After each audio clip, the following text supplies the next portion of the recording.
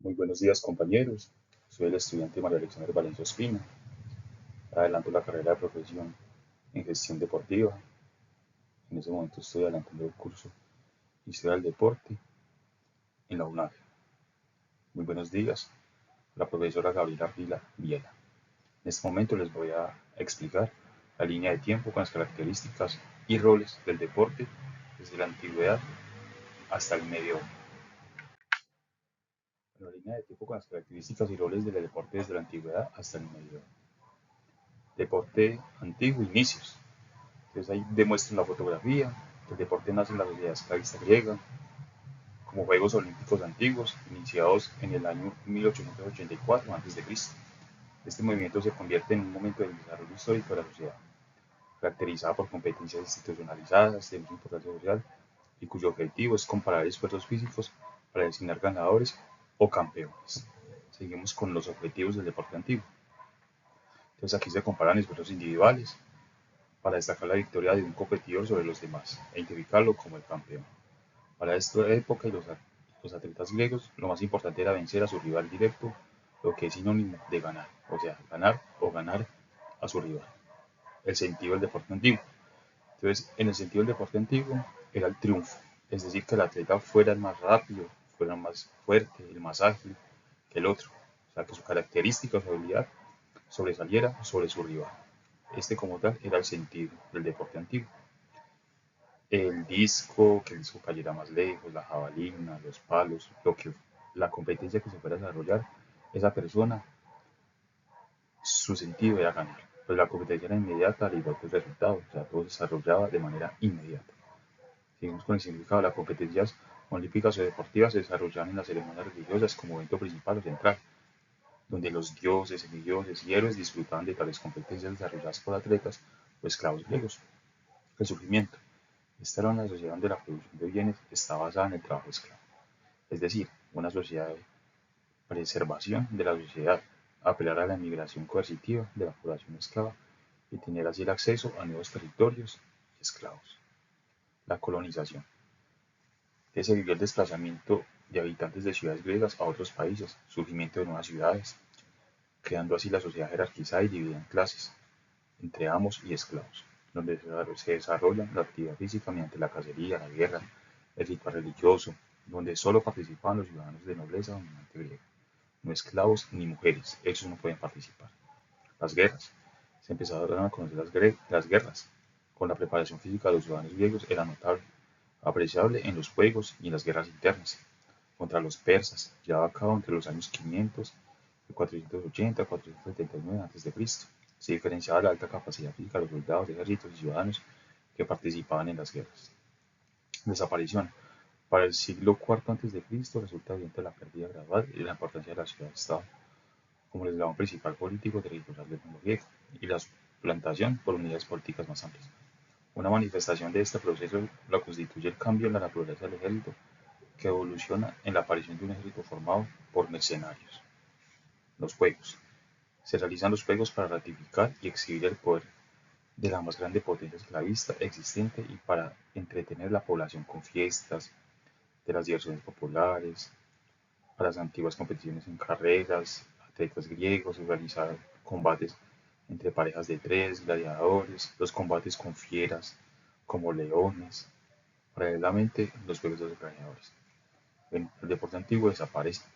Los juegos desaparecen de manera definitiva cuando el Imperio Romano está en franca decadencia. Se inicia la sepultura de la sociedad esclavista y se gestan las bases para el surgimiento del feudalismo y en vías de desaparición.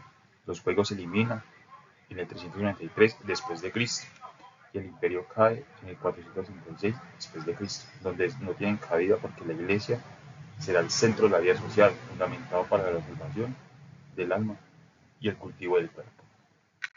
Seguimos. Entonces aquí vamos con el deporte moderno capitalista. Inglaterra como el primer gran país capitalista es simultáneo con la génesis del deporte moderno.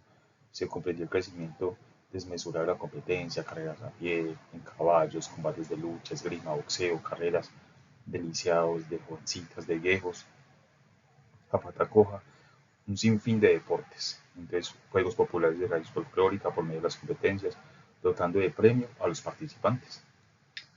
empezó la era industrial en el deporte moderno. La apuesta era la incitación al récord, la lucha contra el tiempo. Se anuncia la era industrial, de la cual Inglaterra pasa igualmente a ser la cuna.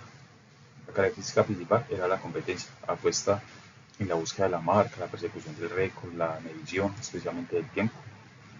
Entonces aquí el perfeccionamiento de la técnica y la competencia incesante.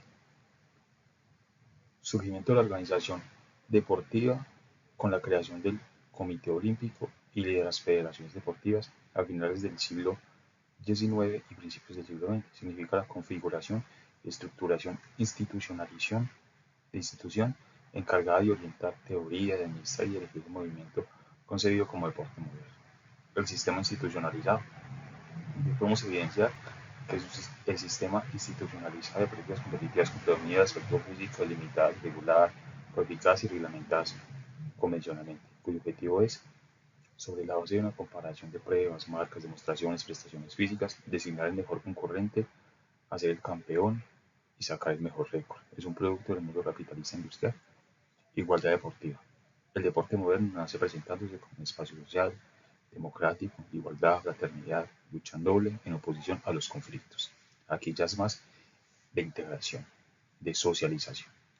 Espacio social universal.